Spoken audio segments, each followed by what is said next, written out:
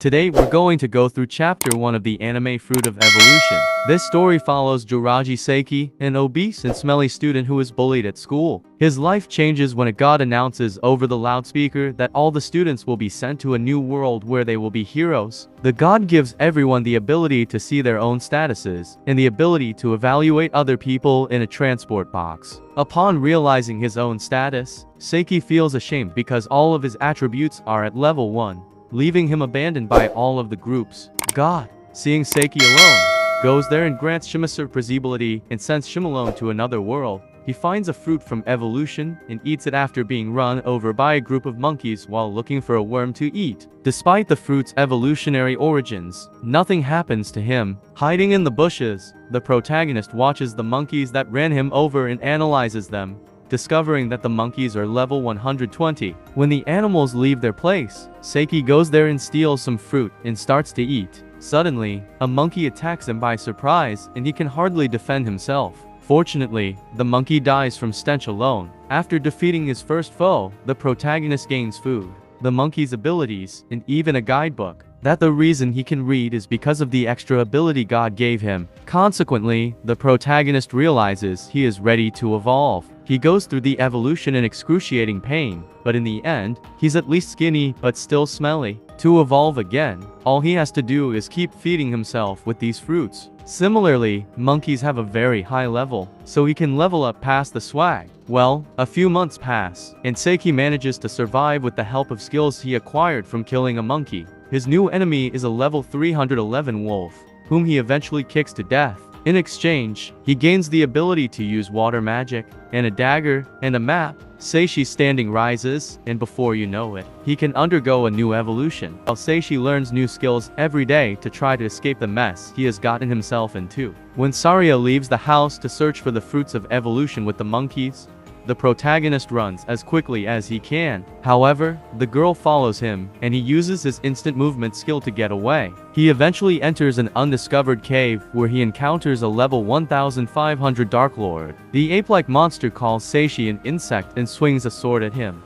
But instead of hitting her beloved, Seishi strikes her. This infuriates Seishi, who then uses his magic to attack the monster, but the monster evades it. Finally, Seishi uses his quick movements in combination with a sword strike to kill the Dark Lord. Upon defeating the Demon Lord, Seishi remembers the monkey dying. Then, in a very romantic scene, Seishi kisses Saria. Suddenly, the monkey underwent an evolution and became a beautiful girl. Afterwards, Seishi went to claim the fabled post-fight rewards, wherein he gained more skills, underwent a final evolution, and more. In addition, he received some rewards from the dungeon administrator, which were essentially addressed to Saria, a helmet for Seishi, a fruit crop from the evolution, and most importantly, a journey out of the forest. Following these events, Seishi and Saria headed towards a town. Arriving in town without any identification, they must pass an exam and demonstrate that they are not larceny. The town guard advises them both not to go to the Adventurous Guild, but Seishi disregards the council and enters the door of guilt in order to spy. He watches a blonde female in a costume whooping a big man at that very moment. Seishi tries to play tricks on Saria after witnessing that astonishing scenario,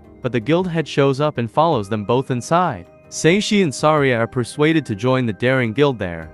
The two eventually join the guild as official members after a number of incidents. They just need to conduct a rating test at this point. Believing that the main protagonists are weak, Artoria, a very gorgeous girl, will administer their test. She brings them to do basic tasks. Seishi was tasked with demolishing a building site and walking a puppy, while Saria was dispatched to assist an orphanage. Altria feels bad since disasters seem to come her way. She always causes someone suffering or death when she gets too near to them. When Seishi emerged from the wreckage alive, Artoria was crying, and she warned him to use caution upon seeing him. They then take a dog for a walk. This is a gigantic wolf in reality. When the day is over, they get paid and Artoria invites them to stay in the same hotel as her. The following day, Seishi and Saria are asked by Artoria to gather common therapeutic herbs. Seishi can only gather uncommon plants, whereas Syria can gather them with ease. Seishi chooses to seek assistance from a group of demons who are preparing to kidnap humans while searching for typical plants. The demons attempt to kidnap Seishi by summoning an ogre to attack him since they believe he would be an easy target. Regretfully for the demons, Seishi's strength already surpasses that of even a demon lord. The day's second exam would Beto hunt slimes. Nevertheless, the demons have planted teleport traps all over the place. After accidentally walking on one, Artoria teleports to the dragon god's castle along with Seishi and Syria. Artoria offers them a compass stone since she has no idea where they are. This stone aids in their navigation to her in the event that they become separated. If the bear that lives on this stone is in danger, it turns red. Everyone promises not to split up. But right now Artoria stumbles into a trap, causing the group to split apart. Artoria confronts a powerful mummy on one side. Conversely, Seishi and Syria are at a loss as the stone merely indicates walls. Seishi discovers a treasure chest with arms and legs as they are attempting to reorganize.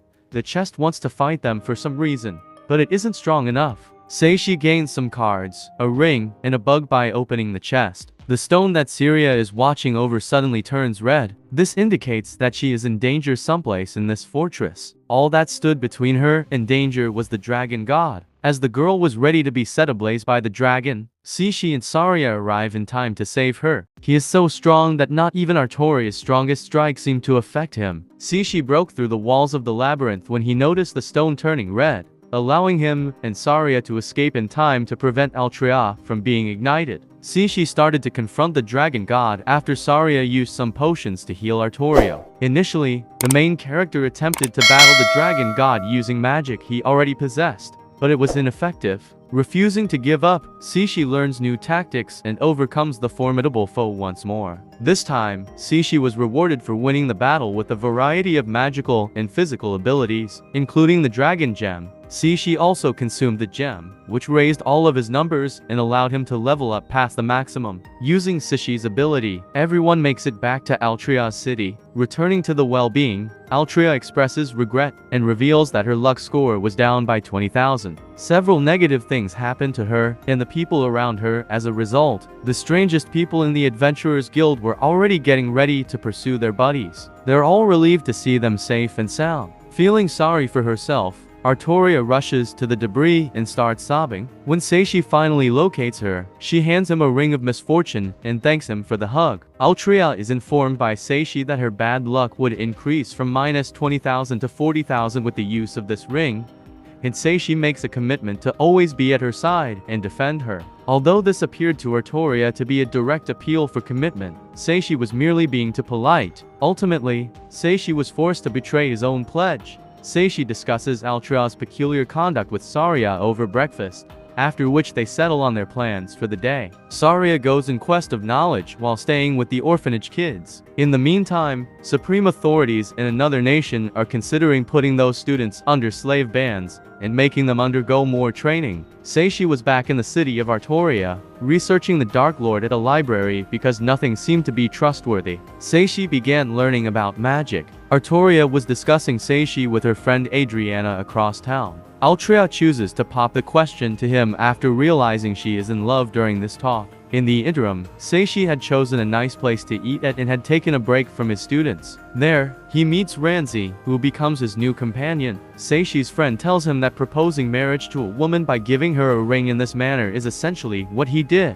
Seishi is advised by Ranzi to remain with Syria and Altria. Seishi made the choice to clear up this miscommunication. After telling Syria about it, Seishi heads to the orphanage, but on the way there, Altria spots him, gives him a kiss, and the girl introduces herself to him. When Syria gets there, she asks Seishi to grant Altria's request, and together they create a trisol. The following day, Seishi uses a map that his master took from his underwear to look for a horse per the guild leader's advice. When he gets to the specified location, he finds out that there is going to be a fierce horse race, and the winner will receive enormous rewards. Seishi selects a dinner as he seeks for the perfect horse. He can now tame the beast since he has developed the ability to understand what it says. Lulu is the name of the dish. Seishi goes to compete in the Royal Cup with his new mouth. Every one of his wives is present to support him on the day of the competition. Lulu falls behind in the race for an unknown reason. Seishi looks into the reason. Lulu claims that she didn't eat any of the 5th prize fish since she thinks about it so frequently. Then, in an effort to inspire Lulu, Seishi gives her one of his development fruits, so the mule dashes to her maximum speed. One of the competitors attempts to defeat their opponents with iron wolves during the race, but Lulu tramples the strongest wolf and runs over the weaker ones. Even though Lulu and Seishi win the Royal Cup, Lulu is disappointed that she did not receive the 5th prize fish. As Seishi comforts his mule, the creature transforms into a stunning female out of nowhere. Not as understanding as Saria, Artoria becomes violent upon seeing a nude girl on top of Seishi. Artoria doesn't trust Seishi's explanations until Saria reveals that she is a beautiful human woman who has evolved from a monster. Following all of this, dragged off to change into new clothes is Lulu. Returning to the human world, some Valkyries summon Seishi to collect the 1st place trophy after winning the Royal Cup. A day with the Valkyries was the reward. He witnesses the Valkyries training there and is later summoned to take part in a fictitious combat with the Valkyrie leader. During the training back at the Valkyries, Seishi easily avoids taking any of the flawless Valkyrie punches. Everyone, including himself, is shocked by this. Through training, Seishi overcomes the flawless swordsman and acquires unique skills. Valkyrie begs Seishi to be her master when she loses. Suddenly, word spreads around the castle that the king has been attacked by an intruder. Seishi is attacked by a small girl and instinctively puts her to sleep in order to defend himself, while the Valkyries rush to investigate. Seishi informs the Valkyries that the young girl attempted to kill the king when they return. The task of questioning the young girl falls to a Valkyrie named Lorna, while the rest of the gang heads to the king. The young girl named Olga hit the king with a cursed sword, and everyone is terrified, which has the ability to put someone to sleep for all time. The Valkyrie Supreme's brother has tried everything, but nothing has worked. Seishi seeks to assist the king after realizing his predicament. He is only able to generate a broken ability once more via sheer willpower. This time, the effect is reversed from endless sleep to eternal health. The monarch was Ranzi, the acquaintance Seishi had made at the eatery. He promised a payment for saving Seishi, but in exchange, Seishi had to let him train Louise and her Valkyries. When the girls all get to Seishi's location, they meet Louise, brother with blue hair and leader of the Valkyries. The gals identify themselves as Seishi's girlfriend, wife, and helper. In the end, it is discovered that the Oliga's command to attack ruler Randy came from the neighboring country's ruler. Oliga was starving as Lorna tried to torment her. In the meantime, Lorna is stopped from continuing by the ex-fat Seishi upon witnessing the gruesome manner of torture. Following the girl's feeding, Louise informs the Seishi that Oliga is one of the cat creatures that was kidnapped from her own family, sold into slavery, and made into an assassin. If Oliga tries to take off her collar, a shock would kill her. Certain things happen in the Kaiser Kingdom, such as how the king attacked the heroes who had been called upon, how do buddies and dolls fought, and how the monarch treated the heroes like throwaway people. Once more, back in Talbot, Seishi works new magic and releases an Oliga from her slave collar. Saria requests that the little girl join their group. When the main character completes this action, the young girl agrees, and the monarch gives his permission because he doesn't want to punish a child. The pig counselor and Kaiser Helios wizard dispatch a swarm of monsters to the frontier of the nation that Seishi is in from the demon world. While Seishi stayed behind to tend to the king, Louise and the other Valkyries headed to battle. After a week, a frantic royal guard emerges, reporting that Talbot is about to be attacked by a horde of monsters that are emerging from the forest. This issue is left for the adventurers and the city guards to handle, while the Valkyries guard the nation's boundaries. A conflict broke out amongst the adventurers' guilds due to their unusual attacks. Seishi and the king merely observe as his muscles are displayed.